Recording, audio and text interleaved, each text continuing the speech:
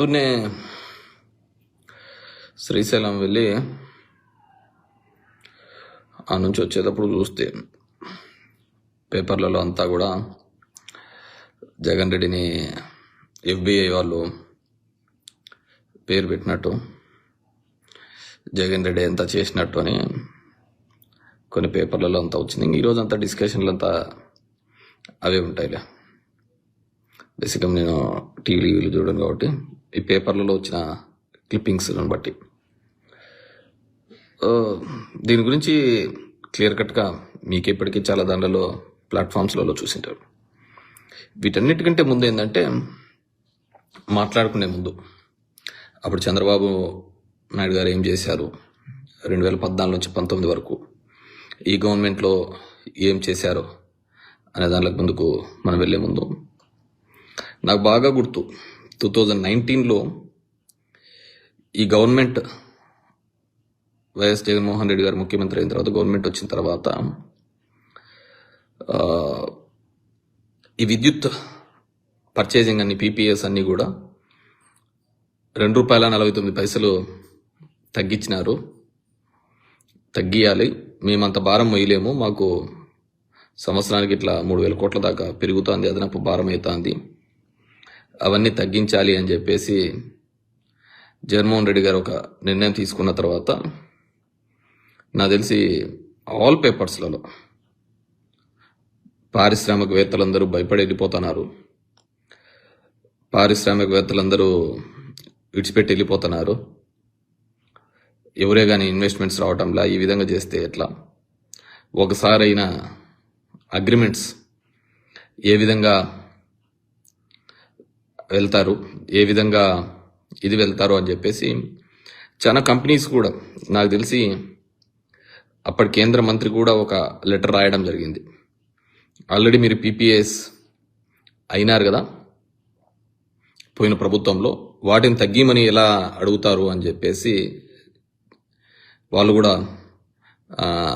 Letters రాయడం జరిగింది మన ప్రభుత్వానికి, అప్పుడున్న ప్రభుత్వానికి.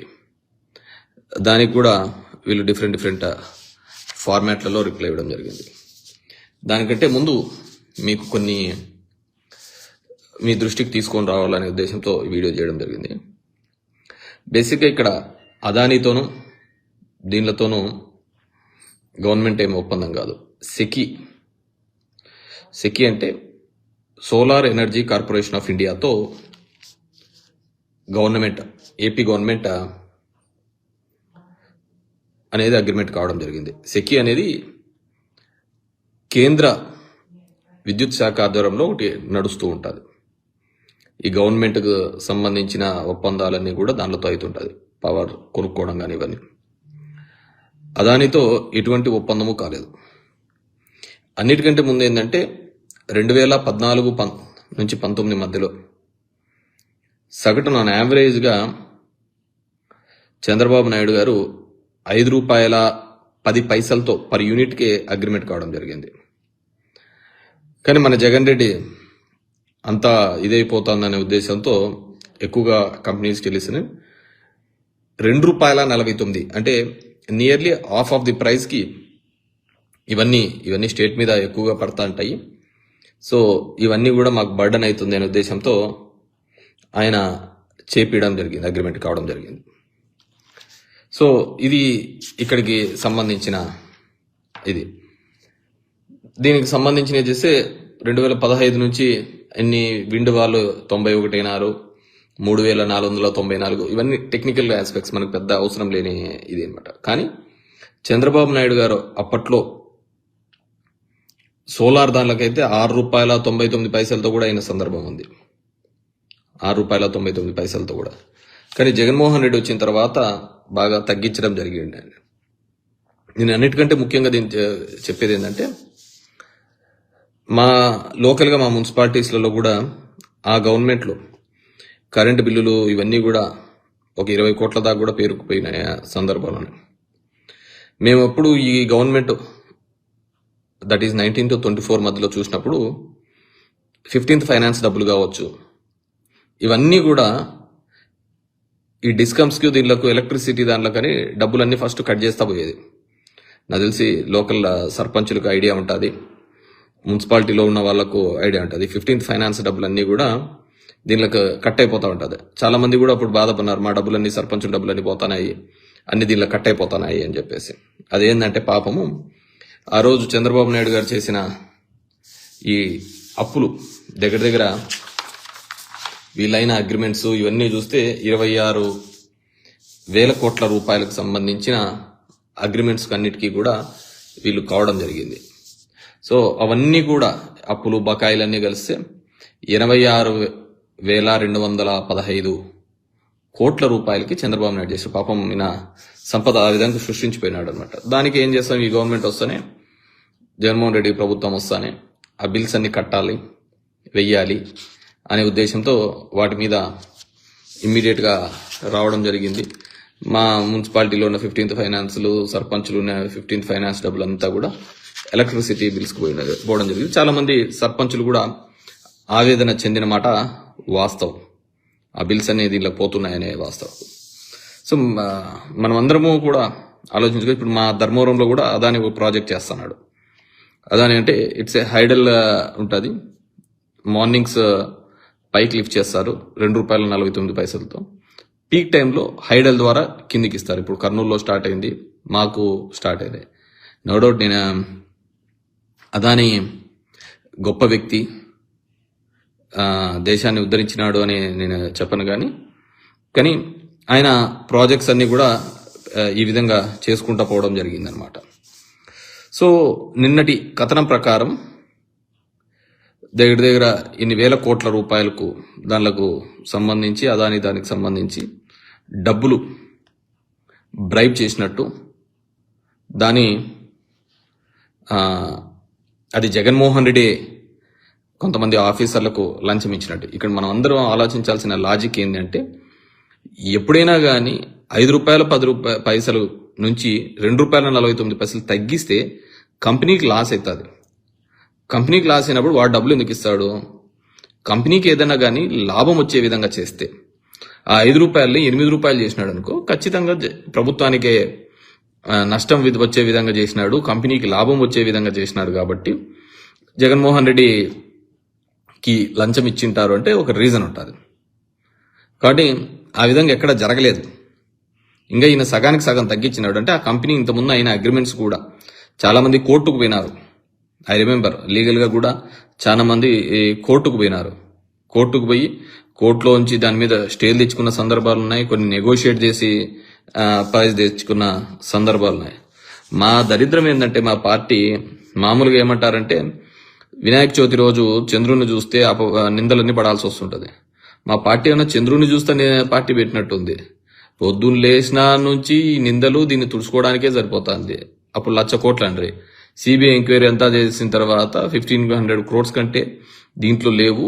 అది కూడా ఇది జరుగుతుంది. చాలా కూడా ఇప్పటికే డిశ్చార్జ్లు కూడా అయిపోవడం జరిగింది. ఎంతంటే ఇవి మోయడానికే మా దరిద్రం అంతా కూడా, మేమంతా మా పార్టీ నడపడానికి సరిపోయే పరిస్థితికి వస్తుంది వీళ్ళు చేసే ఇది. ఇప్పుడు చూస్తున్నాం కదా. ఇప్పుడు ఇదే పేపర్లో ఈరోజు ఏం రాసినారు, 2,76,333 కోట్ల రూపాయలు అదాని ఇన్వెస్ట్మెంట్ పెట్టినారని చెప్పినారు. అంతకుముందు ఏం చెప్పారు, అసలు పరిశ్రమలే రాలేదు, పరిశ్రమలే ఇక్కడ లేవు, మొత్తం అందరు పారిపోయినారు అన్నారు. ఇప్పుడు చూస్తే అందరూ కూడా ఇక్కడ 2,76,333 కోట్లు పెట్టినారు. వీళ్ళ పత్రికలోనే గెజిట్ పేపర్లలోనే రాసినారు అనమాట. దాన్ని ఏమనుకోవాలా? సో ఎక్కడికక్కడ ఎవరికి వాళ్లకు అబద్ధాలు చెప్పడం, దానికి ఇది మోసం చేయడము, ఇది చేయడం చెప్పి నేను అది చూసిన తర్వాత ఈరోజు అసెంబ్లీ లాస్ట్ డే అనుకుంటా, ఖచ్చితంగా దీన్ని అసెంబ్లీలో ప్రస్తావిస్తారు. అసెంబ్లీలో ఖచ్చితంగా చంద్రబాబు నాయుడు మాట్లాడి, ఎందుకంటే కింద పైన ఎన్డీఏ కూటమి ప్రభుత్వమే ఉంది, ఆ ప్రభుత్వమే ఉంది కాబట్టి ఖచ్చితంగా దీన్ని సిబిఐ ఎంక్వైరీ వేస్తారు. సో సిబిఐ ఎంక్వైరీ చేస్తారు, అడుగుతాడు, డిమాండ్ చేస్తాడు అంటున్నాను. మరి ఎందుకు డిమాండ్ చేయలేదో అడుగుతాను. ఖచ్చితంగా ఇది ఒక మంచి ఛాన్స్ చంద్రబాబు నాయుడు గారికి. అదానీ మీద గతంలో ఇంతకుముందు అయిన ఒప్పందాల మీద ఈయన మీరు చెప్పిన 2,000 కోట్లో 1,700 కోట్లో ఏమైనా జరిగి ఉంటే సిబిఐ ఎంక్వైరీ కోరండి. ఎందుకంటే ప్రజాధనం ఊరికనే మనం ఎందుకు వదిలిపెట్టాలా? కాబట్టి ఖచ్చితంగా మీరు సిబిఐ ఎంక్వైరీ అడగాలి. మోడీ సిబిఐ ఎంక్వైరీ వేయాలి. వేసి ఆ ఎంక్వైరీలో ఈ విధంగా ఇచ్చినారనే విషయం కూడా తేలాలి. పాపం ఎప్పుడు మాట్లాడే వాళ్ళు ఇప్పుడు మాట్లాడటంలే అది సిబిఐ ఎంక్వైరీ గురించి. ఎందుకంటే ఇది కూడా ఒక లడ్డు కహాని లాగానే అయిపోయింది అనమాట. అది చెప్తున్నాను కదా, మా పార్టీకి నిందలు మోయడము, దాన్ని గడుక్కోవడము, ఇంట్లో నుంచి అందరూ వేయడమే, అందరూ నిందలు వేయడము, అది ఇది చేయడము, దాని గురించి మాట్లాడడము, ఇదే సరిపోతుంది. ఎందుకంటే మా దరిద్రాలు అట్లా ఉన్నాయన్నమాట. వాళ్ళు వేసిన నిందలు కడుక్కోవడానికి, ఆ బురదను తుడుచుకోవడానికే సరిపోయే పరిస్థితులు ఉన్నాయన్నమాట. What maybe. సో నేనైతే ఇట్స్ బెస్ట్ ఛాన్స్. ఇంతకుముందు చెప్పా, లడ్డు వ్యవహారంలో చంద్రబాబు నాయుడు గారు ప్రూవ్ చేస్తే that's great opportunity for him అని. హడావిడి చేసినారు, 10 రోజులు అది చేసినారు, ఇది చేసినారు, ఇది అన్నారు.